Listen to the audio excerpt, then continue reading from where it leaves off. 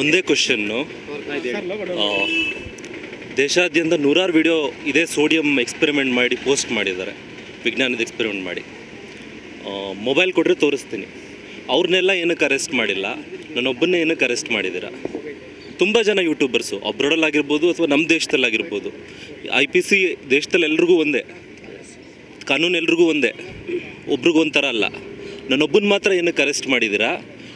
ಬೇರೆಯವರೆಲ್ಲ same science experiment KG ಗಟ್ಟಲೆ sodium use ಮಾಡಿದ್ದಾರೆ, 1 kg ಹಿಂಗೆಲ್ಲ ಯೂಸ್ ಮಾಡಿದ್ದಾರೆ. ನಾನು ತೋರಿಸ್ತೀನಿ, ಮೊಬೈಲ್ ಕೊಡಿ ಸರ್ ಯಾರಾದರೂ.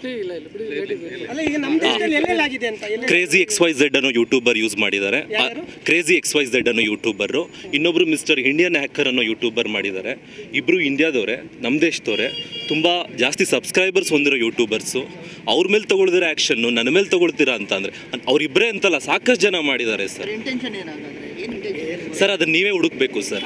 ಈಗ ಫಾರ್ ಎಕ್ಸಾಂಪಲ್ ಸರ್, ಅವ್ರ ಮೇಲೆಲ್ಲ ನೀವು ಸರ್ ಒಂದೇ ವಿಷಯ ಹೇಳ್ತೀನಿ ಸರ್, ಅವ್ರ ಮೇಲೆಲ್ಲ ಯಾರ ಮೇಲೂ ಕೇಸ್ ಆಗದಿರುವಂಥದ್ದು, ಅವ್ರ ಮೇಲೆಲ್ಲ ಯಾರ ಮೇಲೂ ಕ್ವಶನ್ ಕೇಳದಿರುವಂಥದ್ದು ನನ್ನ ಮೇಲೆ ಕೇಳ್ತಾರೆ ಅಂತ ಹೇಳಿದ್ರೆ, ನಾನು ಮಾಡಿರೋದು ಸೈನ್ಸ್ ಆ್ಯಂಡ್ ಎಜುಕೇಷ್ನಲ್ ಪರ್ಪಸ್ ಅಂತ ನಾನು ಫಸ್ಟೇ ಡಿಸ್ಕ್ಲೈಮರ್ ಹಾಕ್ಬಿಟ್ಟು ಮಾಡಿದ್ದೀನ ಒಂದು ಎಕ್ಸ್ಪೆರಿಮೆಂಟ್ನ. ಸಿಂಪಲ್ ಸೈನ್ಸ್ ಎಕ್ಸ್ಪೆರಿಮೆಂಟು, 8ನೇ ಕ್ಲಾಸ್ ಆಗಿರ್ಬೋದು, ಹೈಸ್ಕೂಲ್ ಆಗಿರ್ಬೋದು, ಎಲ್ಲ ಟೆಕ್ಸ್ಟ್ ಬುಕ್ಸಲ್ಲೂ ಎಕ್ಸ್ಪೆರಿಮೆಂಟ್ ಇದೆ. ಅದೇ ರೀತಿ ಕಾಲೇಜು ಸ್ಕೂಲಲ್ಲೆಲ್ಲ ಸೋಡಿಯಮ್ಮು ಈಸಿಯಲ್ಲೇ ಅವೈಲಬಲ್ ಇರುವಂಥ ಮೆಟೀರಿಯಲ್ಲು.